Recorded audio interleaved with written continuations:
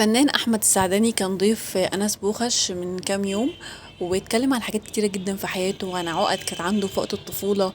واتكلم فعلا بكل صراحة لدرجة الناس فعلا حبت الحوار جدا. من ضمن الحاجات اللي هو حكاها قال بيقول لأنس: انت عارف ان انا بكره يوم عيد ميلادي جدا. فأنس استغرب، قال له: ليه يعني؟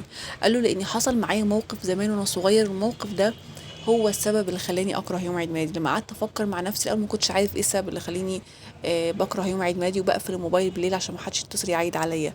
لما قعدت افكر مع نفسي بقى عرفت بقى ايه السبب اللي خلاني كده. قال له: ايه السبب؟ قال له: ان انا زمان وانا صغير جيت احتفل بعيد ميلادي. انا عيد ميلادي في شهر 7، فكنت عايزه اعمل عيد ميلادي واصحابي بقى يجوا لي، وكنت يعني ايه متخيل بقى اصحابي كلهم هيجوا لي بقى وايه، وهيبقى عيد ميلاد جميل جدا زي اي طفل بيبقى فرحان ان اصحابه جايين له العيد ميلاد. فلا، انا عيد ميلادي في شهر 7، وشهر 7 ده بيكون اجازه في المدرسه اصلا، فاغلب الناس بتكون مسافرين يعني عشان خاطر مفيش مدرسه بيبقى اجازه. مسافرين بقى مصيف بقى وكده مع اهاليهم. بيقول: عملت عيد ميلادي. العيد ميلاد بدأ الساعة 6، قعدت لغاية من 6 لغاية قعدت لغاية الساعة 8.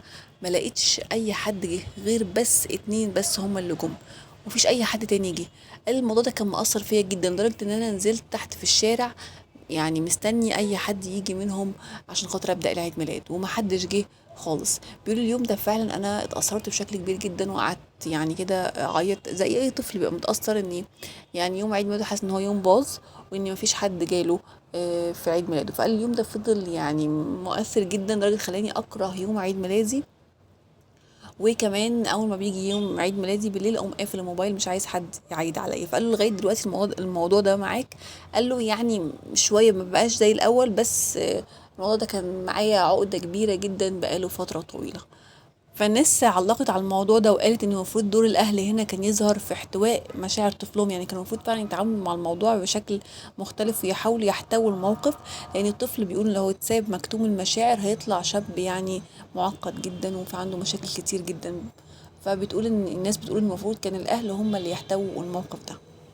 ومن الحاجات برضو اللي حكاها تانية كانت مؤثرة قوي علاقته بوالده الله يرحمه صلاح السعداني النجم الكبير. قال ان هو ما كانش بيعبر قوي عن مشاعره لوالده، وما كانش دايما بيقول له بحبك، لان هو كان يعني من جواه بيحبه بس ما كانش بيعبر عن ده. وكان بيقول طبيعي بابايا عارف قد ايه انا بحبه وكده، وما كانش بيعبر عن ده. من الحاجات اللي بيقول كنت ندمانه جدا عليها او ندمت عليها بعد وفاته. فعشان كده بيقول انا بحاول ان انا اعوض الموضوع ده بعد كده في والدتي، ربنا يديها الصحه دلوقتي، واولادي. دايما بقول لهم طول الوقت ان انا بحبهم عشان خاطر ما بقاش يعني من جوايا مشاعر كاتمها اتجاههم. دايما بحاول اعبر لهم عن حبي بقدر الامكان اللي انا ما قدرتش اعبره لوالدي الله يرحمه قبل ما يتوفى. واتكلم كمان عن ام اولاده ربنا يرحمها يا رب يغفر لها ذنوبها. قال ايه بقى؟ قال: في لحظة حسيت اني كبرت من 10 ل15 سنة، حسيت بندم وتأنيب ضمير في البداية، بس بعدين قدرت اتغلب على الاحساس ده. انا اتجوزت صغير قوي، 25 سنة، وعمري ما انصح حد يتجوز في السن ده. اي غلط حصل كان من قلة خبرة مني ومنها. حتى يوم فرحنا ما عملناش فرح كبير ولا حتى شهر عسل بجد، وساعتها من كتر الخناقات انفصلنا بعد شهر واحد بس. اللي اكتشفته بعدين ان المشاكل اللي بينا ما كانتش تسوى. يمكن لو كنا اتقابلنا في عمر متأخر الوضع كان هيكون مختلف.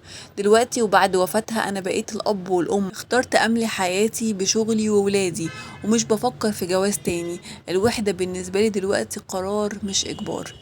بصراحة كلامه كان مؤثر جدا، وكمان اتكلم عن فكرة ان هو لما سمع خبر وفاتها كان صعب جدا بالنسبة له الخبر كمان عشان خاطر ينقله ازاي لأولاده. وقال ساعتها لأنس ان انا سمعت الخبر ده كنا في مصيف انا واولادي، ولما عرفنا الخبر ده انا مبقتش عارفه ازاي ابلغه لهم. قال في مشهد ليا كنت مصوره من 3 شهور في مسلسل لا تطفئ الشمس، كنت ببلغ اولادي برضو في المسلسل اني مامتهم ماتت.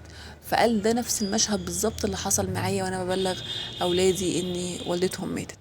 ربنا يرحمها يا رب ويغفر لها ذنوبها. بصراحة لقاء كان مؤثر جدا، وكل الناس اللي اتفرجت عليه او سمعت اللقاء ده اتأثرت، لاني كان اغلبه يعني فيه عياط جامد جدا، وكلامه كان فعلا حزين جدا، وكمان اتكلم عن حاجات ليها علاقة بطفولته.